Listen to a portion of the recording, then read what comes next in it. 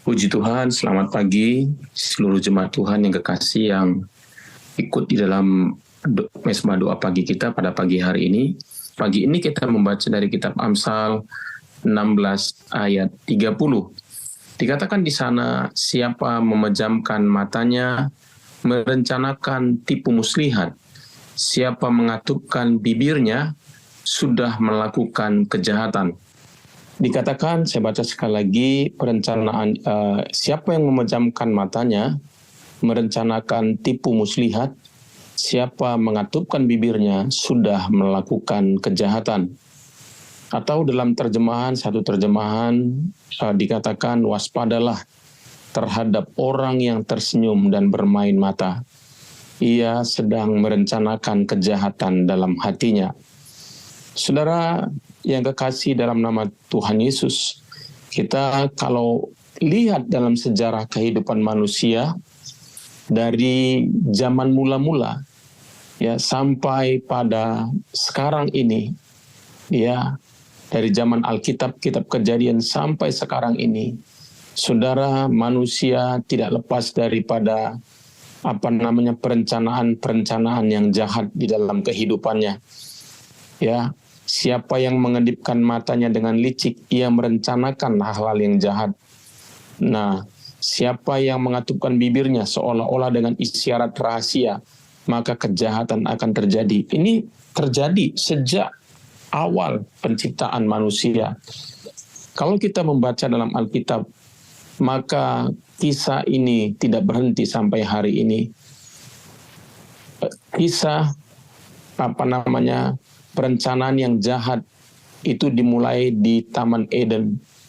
Kita tahu bagaimana iblis punya rencana yang jahat atas ciptaan Tuhan yang luar biasa, yaitu manusia yang diciptakan oleh Tuhan serupa dan segambar dengan Dia. Ya, digoda oleh iblis untuk berbuat dosa, untuk menyakiti hati Tuhan. Jadi memang perencanaan yang jahat ini sudah terjadi sejak di Taman Eden, sejak manusia diciptakan oleh Allah.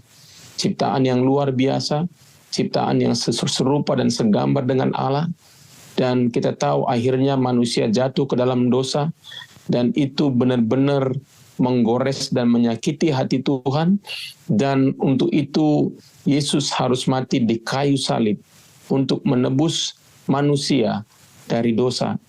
Karena Alkitab juga berkata bahwa ketika kejahatan manusia sudah begitu sangat besar, ya, dan dikatakan itu menyakiti hati Tuhan. Katanya Allah menyesal telah menjadikan manusia. Karena sejak semula Allah menjadikan manusia supaya manusia boleh menjadi wakil Allah di muka bumi ini, boleh menyatakan kemuliaan Allah di muka bumi ini, dan manusia diberikan otoritas untuk berkuasa atas bumi ini, untuk menunjukkan gambar Allah di atas muka bumi ini. Tapi kita tahu begitu manusia berdosa, saudara, itu benar-benar sangat mengerikan. Bahkan di dalam perjanjian lama dikatakan bahwa Allah harus membinasakan manusia. Ada air bah yang membinasakan manusia sampai mungkin kejahatannya begitu amat sangat, sehingga manusia kembali dimulai dari generasi Nuh. Dan itu juga tidak berhenti-hentinya. Kejahatan manusia terjadi, saudara. Jadi persepakatan atau perencanaan yang jahat, yang pertama, saudaraku, iblis yang menggoda manusia untuk berbuat dosa. Nah, yang kedua itu terjadi dalam kisah Yusuf. Kita tahu bagaimana seorang yang bernama Yusuf, saudaraku, seorang yang dikasihi oleh bapaknya, seorang yang memiliki impian yang daripada Tuhan, bahwa satu kali dia akan menjadi pemimpin. Dan itu menyebabkan apa, saudara? Ya, Kejadian 37 ayat 11. Ya, 18 dan 20 saya bacakan kepada kita. Maka iri hatilah saudara-saudaranya kepadanya, tetapi ayahnya menyimpan hal itu dalam hatinya. Saudara, ya, Kalau tadi iblis ingin menyakiti hati Tuhan, ya karena sebelumnya kalau kembali ke atas, iblis itu adalah ciptaan Allah yang luar biasa. Ya, walaupun dia tidak disebut, walaupun dia adalah diciptakan sebagai pembantunya Allah, saudara, tetapi manusia diciptakan sebagai anaknya Allah. Itu yang membuat dia iri hati. Nah, demikian juga di dalam kitab Kejadian ini 37 ayat 11, Yusuf begitu dikasihi oleh bapaknya.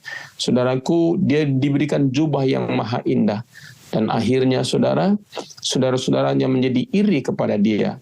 Nah, ketika satu kali saudara-saudaranya ini, saudara pergi untuk menggembalakan kambing domba orang tuanya dan belum pulang-pulang, orang tuanya menyuruh Yusuf untuk melihat saudara-saudaranya. Dan Alkitab berkata, dari jauh ia telah kelihatan kepada mereka. Tetapi sebelum ia dekat kepada mereka, mereka telah bermufakat, mencari daya upaya untuk membunuhnya. Saudara bisa bayangkan, ya, keiri hati itu, saudara, itu begitu besar dampaknya. Ya, bahkan mereka tidak menyayangkan darah daging mereka sendiri. Mereka bermufakat mencari daya upaya untuk membunuhnya. Bagi orang yang iri hati, apa yang menjadi keinginannya lah yang paling utama dalam kehidupannya. Kata mereka seorang kepada yang lain, lihat tukang mimpi kita itu datang. Sekarang marilah kita bunuh dia dan kita lemparkan ke dalam salah satu sumur ini. Lalu kita katakan, seekor binatang buas telah menerkamnya. Dan kita akan lihat nanti bagaimana jadinya mimpinya itu. Nah, saudara, ya, ini ya seperti firman Tuhan berkata, ya, ketika Yusuf telah menjadi seorang raja, kamu mereka-rekakan apa yang jahat, tetapi Allah mereka-rekakannya untuk kebaikan. Saudara, bagaimanakah sikap kita? Ya, dalam kehidupan kita tidak tertutup kemungkinan kita mengalami pengkhianatan, kita mengalami permufakatan yang jahat oleh orang-orang di sekitar kita. Bisa dari keluarga terdekat kita, bisa dari pimpinan kita, bisa dari orang-orang sahabat-sahabat yang kita kasihi selama ini. Saudara bisa bermufakat, bisa melakukan mufakat yang jahat atas kehidupan kita. Ya, saudara, mari kita lihat bagaimana Yusuf, ya, ketika ada di tempat di mana dia berpikir tidak seharusnya dia ada.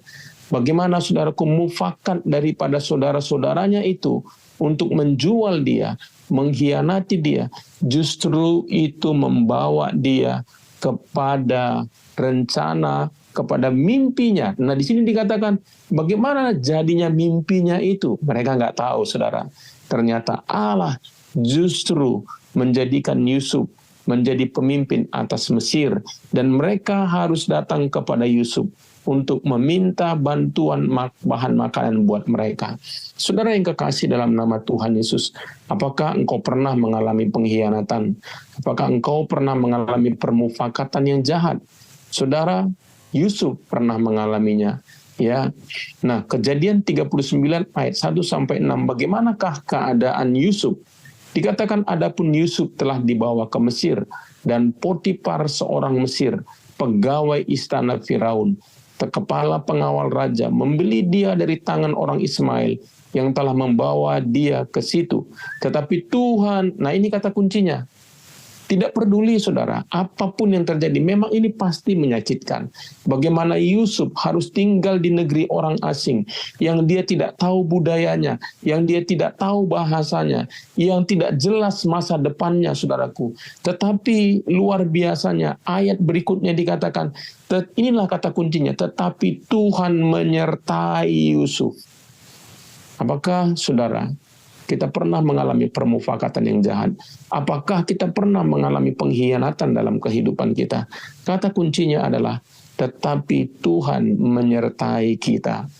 Ya, dalam ayat ini, tetapi Tuhan menyertai Yusuf, sehingga ia menjadi seorang yang selalu berhasil dalam pekerjaannya. Ya, inilah kata kuncinya. Kenapa Yusuf berhasil dalam segala pekerjaannya? Karena Tuhan menyertai Yusuf. Maka tinggallah ia di rumah tuannya, orang Mesir itu. Setelah dilihat oleh tuannya, maka Yusuf disertai Tuhan. Dan bahwa Tuhan membuat berhasil segala sesuatu. Nah, sekali lagi, Tuhan membuat berhasil segala sesuatu yang dikerjakannya. Maka Yusuf mendapat kasih tuannya, dan ia boleh melayani dia. Kepada Yusuf diberikannya kuasa atas rumahnya, dan segala miliknya diserahkannya kepada kekuasaan Yusuf. Sejak ia memberikan kuasa dalam rumahnya dan atas segala miliknya kepada Yusuf, Tuhan memberkati rumah orang Mesir itu. Wow, dahsyat sekali. Karena keberadaan saudara di satu tempat, di tempat pekerjaan saudara, di tempat di mana saudara ada, Tuhan memberkati di mana saudara ada, itu sangat luar biasa.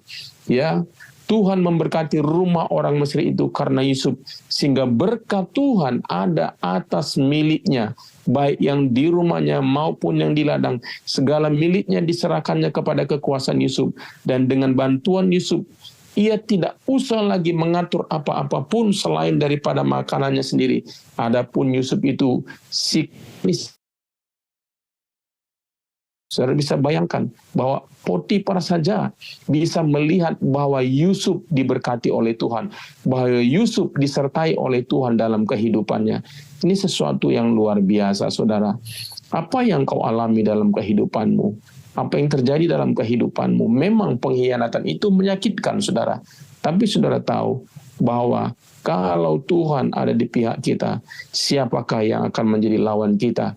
Dalam kitab Mazmur 56 ayat 2-5 dikatakan, kasihanilah aku ya Allah, sebab orang-orang menginjak-injak aku. Sepanjang hari orang memerangi dan mengimpit aku. Seteru-seteruku menginjak-injak aku sepanjang hari. Bahkan banyak orang memerangi aku dengan sombong. Waktu aku takut, aku ini percaya kepadamu, kepada Allah yang firman-Nya kupuji, kepada Allah aku percaya, aku tidak takut. Apakah yang dapat dilakukan manusia terhadap aku? Saudara, Alkitab berkata, pemazmur berkata, aku tidak takut, sebab kepada Allah aku berseru. Apakah yang dapat dilakukan oleh manusia terhadap aku? Saudara, cepat atau lambat dalam kehidupan saudara, Tuhan pasti akan membela saudara. Tuhan pasti akan menunjukkan kemurahan, kasih setianya, pembelaannya atas kehidupan saudara. Yang penting, jangan sampai kita menjadi pelakunya, saudara. Ya, jadi kita lihat bagaimana Yusuf, ia mengalami permufakatan yang jahat, mengalami perencanaan yang jahat daripada saudara-saudaranya. Tuhan angkat, bahkan Yusuf, bukan hanya saudaraku dijual oleh saudara-saudaranya, difitnah lagi oleh istri Potifar sehingga Yusuf ada di penjara. Tapi justru penjara itu membuat dia semakin dekat ke istana. Karena penjara pada zaman itu biasanya dekat dengan istana. Dan di penjara itu dia berkata kepada juru minuman, ya kalau kamu nanti, ya dia sudah mengartikan mimpinya, kalau kamu nanti sudah kembali kepada raja, ingatlah akan aku. Dan juru minuman itu lupa, tetapi Allah tidak lupa. Ya, dia Tuhan membuat Firaun bermimpi, baru ingatlah juru minuman kepada tentang Yusuf. Saudaraku, Allah akan merancangkan hal-hal yang luar biasa. Allah merancangkan hal-hal yang baik dalam kehidupan saudara. Saudara, yang penting bahwa Tuhan beserta dengan saudara. Dan yang paling penting, ketika kita mengalami hal tersebut, mungkin kita sangat bergumul dengan namanya sakit hati. Kita perlu belajar mengambil keputusan untuk mengampuni, berulang-ulang mengampuni. Saudara, tentunya ya ada orang bilang, ayo ampuni dan lupakan. Saya katakan, kita tidak mungkin melupakan kisah-kisah yang menyakitkan bagi hati kita. Tetapi setiap kali kita mengingat kisah itu, ya, pertanyaannya apakah masih sakit atau tidak? Kalau masih sakit, ucapkan lagi, katakan lagi pengampunan, ucapkan berulang-ulang pengampunan tersebut, saudara. Ya, sampai ketika saudara mengingatnya, saudara tidak lagi sakit dan bahkan saudara bisa memberkati orang yang sudah menyakiti hati saudara. Tuhan akan pakai saudara untuk melakukan hal tersebut. Jadi saudaraku yang kekasih dalam nama Yesus, ya, jangan takut ketika ya kita mengalami hal-hal yang demikian. Ada banyak hal kisah, saudara, ya, dan bukan hanya Yusuf, Ya, ini terjadi juga bahkan dalam kehidupan Yesus. Ya, oleh tua-tua orang Yahudi dan oleh orang yang paling dekat dengan dia, yaitu muridnya sendiri yang bernama Yudas. Saudaraku, memang adalah sangat menyakitkan kalau orang-orang yang dekat dengan kita melakukan permufakatan yang jahat, sahabatnya sendiri, muridnya sendiri, ya. Di dalam kitab Matius 26 ayat 14 sampai 16, kemudian pergilah seorang dari ke-12 murid itu yang bernama Yudas Iskariot kepada imam-imam kepala. Dia sendiri yang mendatangi mereka, memang sudah bermufakat, ya. Di antara murid-murid Yesus ada memang seorang pengkhianat. Bahkan dia yang mendatangi, saudaraku, imam-imam kepala tersebut. Ya, dia berkata, apa yang hendak kamu berikan kepadaku, supaya aku menyerahkan dia kepada kamu? Mereka membayar 30 uang perak kepadanya. Dan mulai saat itu ia mencari kesempatan yang baik untuk menyerahkan Yesus.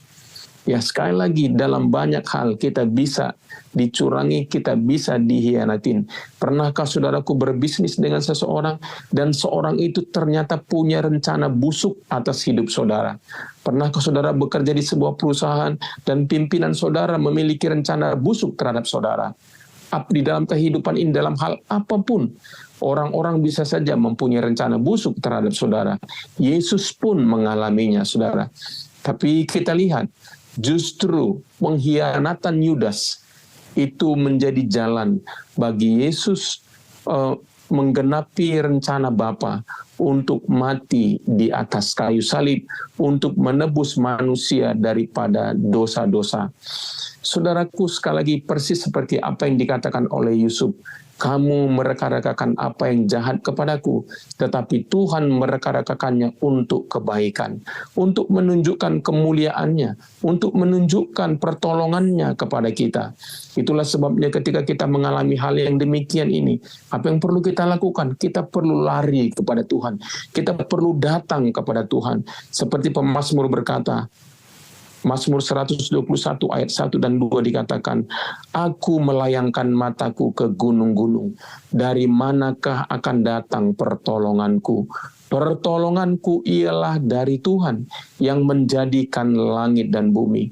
Jadi saudaraku, ini Amsal salah satu mazmur yang terkenal dan nyanyi lagunya pun ada, ya. Aku melayangkan mataku ke gunung-gunung, dari manakah akan datang pertolonganku? Saudaraku, datanglah kepada Tuhan, karena Tuhan adalah pertolongan dalam segala hal dalam kehidupan kita. Mazmur 46 ayat 2 sampai 4 dikatakan, Allah itu bagi kita tempat perlindungan dan kekuatan, sebagai penolong dalam kesesakan sangat terbukti. Sebab itu kita tidak akan takut, sekalipun bumi berubah, sekalipun gunung-gunung goncang di dalam laut, sekalipun ribut dan berbuih airnya, sekalipun gunung-gunung goyang oleh geloranya. Jadi marilah, datanglah kepada Tuhan, jadikan dia tempat perlindungan dan kekuatan kita, sebab dia pasti akan menolong kita. Dia akan membalikkan semua hal-hal yang jahat. Dia adalah ahli dalam mendatangkan kebaikan dari keburukan-keburukan yang kita alami dalam kehidupan kita. Jadi saudara, jangan takut saudaraku. Saya mau mengajak kita mempercayai Tuhan. Memang ada prosesnya menyakitkan, tetapi di sana kita belajar tentang Tuhan, tentang kehidupan, tentang diri sendiri, tentang tujuan hidup. Belajar di sana. Kerap kali saudara, kehidupan ini adalah sebuah pembelajaran ketika kita melewati masa-masa tersulit dalam kehidupan kita. Kesesakan dalam bentuk apakah yang kau alami hari ini, dikatakan bahwa Tuhan adalah penolong dalam kesesakan sangat terbukti. Berserulah kepada Dia, berharaplah kepada Dia. Dia tidak pernah terlambat. Dia pasti akan menolong engkau pada waktunya. Mari kita berdoa. Bapa di surga, terima kasih buat pagi hari ini. Terima kasih untuk firman-Mu yang sudah menguatkan dan meneguhkan kami. Engkau adalah Tuhan penolong kami. Seperti pemazmur berkata, aku melayangkan mataku ke gunung-gunung, dari manakah datangnya pertolonganku? Firman-Mu berkata, pertolonganku ialah datangnya dari Tuhan yang menjadikan langit dan bumi.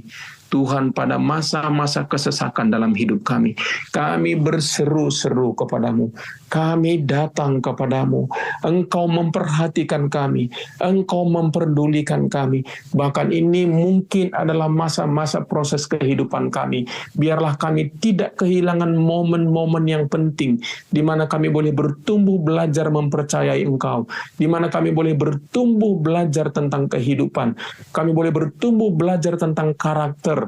Tuhan, kami berdoa Bapa, sehingga pada waktunya nanti ketika Engkau memberikan jalan keluar pada waktumu, kami bisa berkata, Tuhan, sungguh semuanya ini karena Engkau.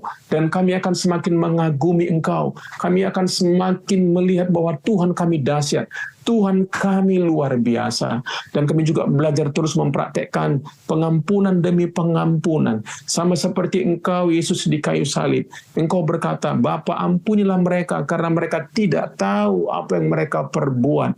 Tuhan, terima kasih Bapa. Kami mau belajar dalam masa-masa kesesakan, dalam masa-masa sulit dalam kehidupan kami. Dan kami mau melihat campur tangan-Mu dalam kehidupan kami. Terima kasih Bapa. Terima kasih Tuhan. Kami bersyukur buat pagi hari ini. Di dalam nama Yesus, kami sudah berdoa dan mengucap syukur. Amin.